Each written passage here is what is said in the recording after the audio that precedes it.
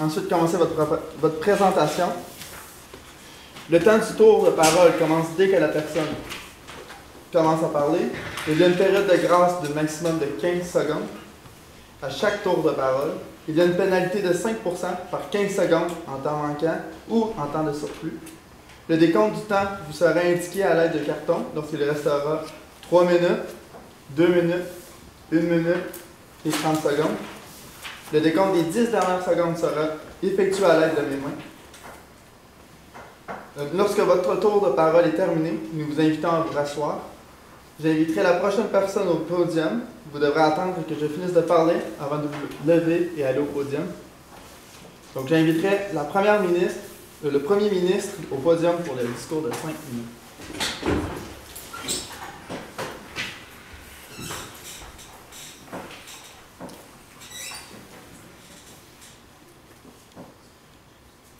Merci, Monsieur le Président. Comme vous le savez sans doute, au Canada, en ce moment, le taux fédéral actuel de salaire minimum se colle à celui des provinces. C'est-à-dire que pour les employés, les sociétés d'État, les employés fédéraux, en fait, sont rémunérés en fonction du taux en vigueur dans la province où ils travaillent. En ce moment, il y a des écarts salariaux, il y a des discussions auprès des provinces pour augmenter le salaire minimum. Et nous, au gouvernement, nous voulons s'assurer que les employés fédéraux soient rémunérés au salaire minimum à 15 $. Nous voulons paver la voie pour les provinces. Nous voulons hausser les standards pour les provinces. En ce moment, donc je vous fais quelques exemples des employés qui travaillent au fédéral. Il y a bien sûr les militaires, les employés du gouvernement fédéral. Il y a les employés au niveau du transport aérien. Donc, par exemple, ces gens-là devront être payés à un taux minimum de 15 $. D'une part, nous croyons et nous sommes parfaitement conscients que la hausse du salaire minimum entraînera la hiérarchisation des salaires, donc modifiera les échelons salariales, et nous sommes conscients de cette escalade de coûts. Par contre, c'est exactement ce que nous voulons et ce que nous souhaitons. Nous allons vous le démontrer un peu plus tard. Ensuite, nous laissons un délai d'environ 1 an pour que les entreprises puissent adapter les échelons salariales. Donc, nous allons d'abord vous énoncer 4 arguments, puis nous réfuterons les arguments de l'équipe de l'opposition. Puis, donc, je vous nommerai nos 4 arguments. Le premier, à salaire égal, emploi semblable, salaire égal. Le deuxième, relancer l'économie. Le troisième, la population du Nord. Et le quatrième argument, attirer les talents. Donc, le premier argument, emploi semblable, salaire égal. Comme je vous l'ai dit plus tôt, d'une province à l'autre, les salaires sont différents. Dans un mouvement collectif, nous tentons d'atteindre l'équité salariale. Alors nous, au gouvernement, nous tentons d'établir l'équité salariale au sein même des emplois du gouvernement.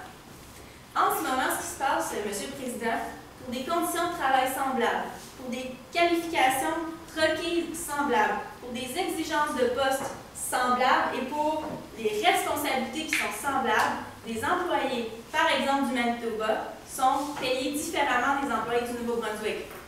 Par exemple, ce que nous voulons éliminer, nous voulons que tout le monde soit payé de la même façon pour le salaire, pour le travail qu'il fait et pour les responsabilités qu'il occupe. Deuxièmement, nous voulons relancer l'économie avec ce projet de loi. En ce moment, le PIB connaît une croissance inférieure aux années précédentes. Il y a donc des moyens. En plus, Monsieur le Président, les taux d'intérêt actuellement sont très bas. Donc, nous devons, comme gouvernement, stimuler l'économie et trouver des façons de stimuler l'économie. Une de ces façons-là, c'est encourager la consommation. En encourageant la consommation, les consommateurs, bien sûr, dépensent, mais font grimper le PIB qui entraîne une croissance économique. Bon, comment on peut dépenser au Canada? C'est bien sûr en ayant le salaire pour le faire. Les employés du gouvernement ont un salaire de base, ce que nous voulons bien sûr augmenter pour qu'ils aient plus d'argent pour dépenser, plus d'argent à réinjecter dans l'économie et, bien sûr, il y aura croissance de l'économie canadienne. Pardon, M. le Président. Ensuite, notre troisième argument, la population du Nord. En ce moment, il y a beaucoup de mouvements aussi pour intégrer les Premières Nations à l'économie canadienne et bien sûr les gens qui résident dans les régions plutôt du Nord. De ces gens-là, environ seulement 50% ont environ 50% de ces gens-là ont un diplôme d'études supérieur à un diplôme d'études secondaires. Donc, en haussant les salaires, nous croyons, et nous sommes certains au gouvernement, que le salaire sera un incitatif. En fait, les gens devront avoir accès à des postes plus élevés. Et je rappelle que les emplois fédéraux, que les emplois dans ces régions sont souvent des emplois fédéraux. Donc, en ce sens, et avec tous ces arguments, M. le Président, nous souhaitons que ce projet de loi soit accepté. Merci, M. le Président. J'inviterai maintenant le chef de l'opposition à venir faire son discours de 5 minutes.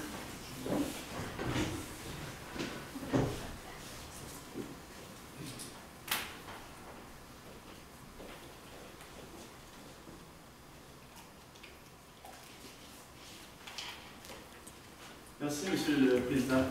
Collègues du gouvernement, distingués membres de l'opposition. Aujourd'hui, l'opposition est totalement contre la mesure d'augmenter le salaire minimum à 15 $. Nous sommes conscients qu'il y a un problème. Le salaire minimum est en dessous du seuil de pauvreté, mais augmenter le salaire minimum à 15 $ n'est pas la solution et cette mesure est irresponsable. L'opposition se base sur les 4 arguments pour défendre sa position. Dans un premier temps, cela ne règle pas le problème de la pauvreté. Dans un deuxième temps, cela crée une inégalité pour les travailleurs actuels. Dans un troisième temps, cela vient réduire la concurrence avec les produits extérieurs. Et là, comme quatrième argument, cela ne vient pas régler le problème à long terme. Le gouvernement nous annonce que la mesure présentement touche seulement les salaires fédéraux. Sauf qu'on vient également dire que cette mesure sera reprise par les provinces et appliquée à tous les salaires. C'est donc dire qu'on ne vient pas régler le problème par la suite des problèmes de pauvreté, par exemple, au Québec, en Colombie-Britannique ou à l'île du Prince-Édouard. La solution n'est qu'un pansement sur une plaie ouverte. En augmentant le salaire minimum, le coût de la vie va nécessairement augmenter. Moins de 30% des personnes sous le seuil de la pauvreté en ont besoin pour subvenir à leurs besoins. Donc dire que 70% des gens travaillant au salaire minimum sont des personnes aux études, sont des personnes à la retraite qui utilisent le salaire minimum pour ajouter un revenu d'appoint à leur revenu et permettre d'avoir un niveau de vie supérieur. La mesure ne vient donc pas régler le problème de la personne de 40 ans qui a un enfant et qui travaille au salaire minimum parce que cette mesure ne touche pas la majorité de notre population. Le deuxième argument est que cela vient créer une inégalité pour les travailleurs actuels. Augmenter le salaire minimum à 15 $ de l'heure crée une inégalité pour les travailleurs, puisque les salaires des autres travailleurs ne seront pas augmentés en fonction du salaire minimum. Donc, ça peut créer un effet de frustration pour les travailleurs actuels qui ont passé de nombreuses années aux études derrière les bancs d'école à investir dans leur futur. Ce qu'on vient de leur dire présentement, c'est mais regardez, toutes ces années-là d'investissement dans vos études, ce n'est pas important. Ceux qui travaillent au salaire minimum présentement seront augmentés et vous, on ne vous considère pas dans cette mesure. Donc, le troisième temps, ça vient aussi réduire la concurrence avec les produits extérieurs. Comme on vous l'a mentionné, augmenter le salaire minimum augmentera le prix des produits fabriqués et servis au Canada.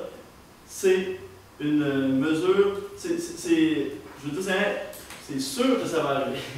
Les multinationales qui profitent de main-d'œuvre à l'extérieur à bas prix bénéficieront de cette mesure. Leur prix sera moins cher et sera plus attrayant pour le consommateur canadien. C'est sûr que si présentement la main-d'œuvre coûte plus cher, tous nos produits, tous les coûts de fabrication seront nécessairement plus élevés. Et les multinationales qui profitent de main-d'œuvre, telle en Inde ou en Chine ou peu importe, auront des prix qui vont être plus concurrentiels et le Canadien consommateur, voulant économiser le plus possible et bénéficier de prix, des meilleurs prix, choisira cette multinationale. Monsieur le Président, c'est 98% 98% de nos PME, des entreprises canadiennes, sont des PME. Et c'est ces entreprises-là qu'on vient nuire. Ces entreprises-là, s'ils n'ont pas les moyens, ils n'ont pas les moyens pour concurrencer les multinationales telles qu'annoncées présentement.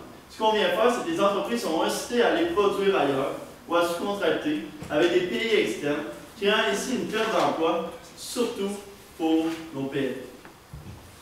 Ainsi, le projet de loi aujourd'hui est une mesure qui ne vient pas régler la pauvreté, qui nuit à notre économie canadienne, qui va créer la perte d'emploi.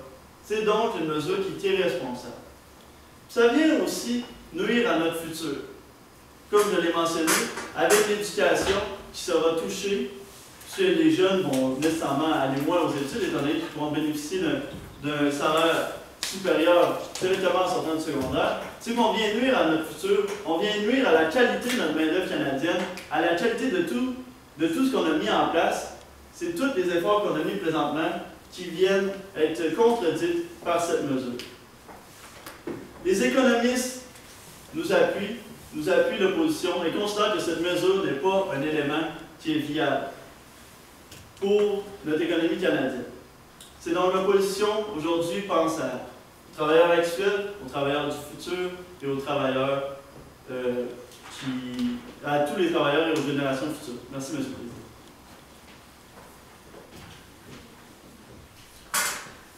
J'inviterai maintenant le premier membre du gouvernement pour son discours de 3 minutes.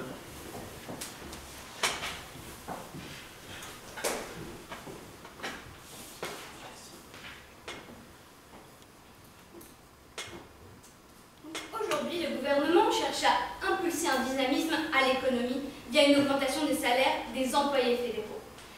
Et non tirer vers le bas l'économie du pays et augmenter finalement le panier total des consommateurs. Augmenter les inégalités au sein du pays. Nous cherchons vraiment à lancer un dynamisme et à injecter de l'argent via nos emplois.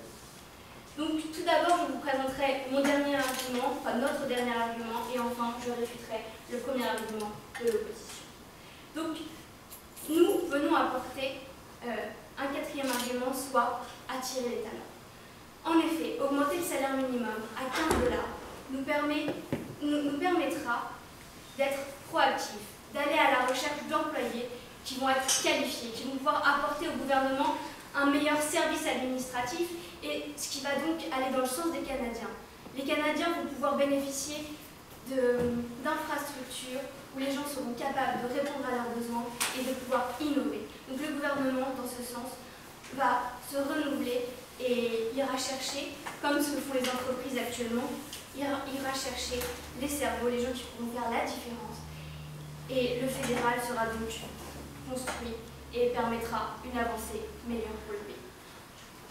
Alors, pour la réfutation, l'opposition nous a amené le point que la hausse du salaire minimum pour les employés du gouvernement à 15 $ ira augmenter le coût de la vie des Canadiens de façon générale. Or, c'est totalement faux, puisque notre mesure va toucher uniquement 260 000 personnes, et non 36 000, et non 32 000 millions de personnes, ce qui est une part minimale du Canada.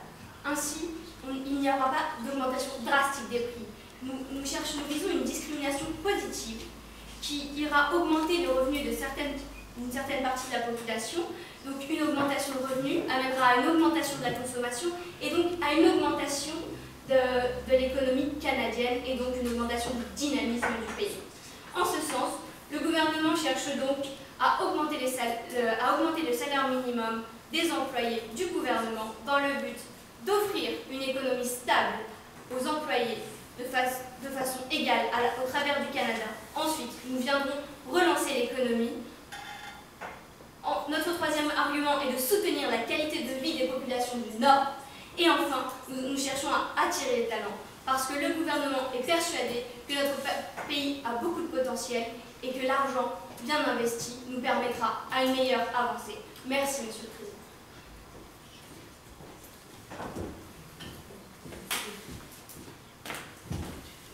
J'inviterai maintenant le deuxième membre Premier membre de l'opposition pour son discours de 3 minutes.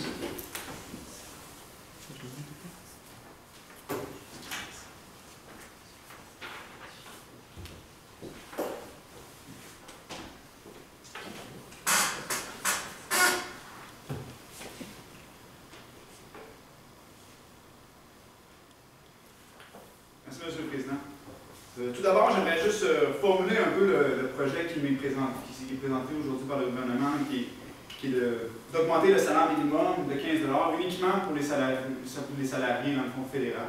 Je trouve que c'est une proposition qui est irresponsable du gouvernement de leur filer le problème aux provinces pour tout ce qui est des autres employés, de juste, dans le fond, de cibler les employés fédéraux. Je trouve que c'est vraiment de se préciser juste leurs employés fédéraux, c'est de leur lancer le problème et de laisser la gérance à toutes les provinces pour ce qui est des employés, pour ce qui est des autres employés que des employés fédéraux. Donc, je commencerai par expliquer notre quatrième argument, qui est que le niveau de vie de la pauvreté va rattraper dans le fond de salaire. Par la suite, je vais réfuter les deux premiers arguments du gouvernement pour ce qui est leur emploi semblable et emploi égal.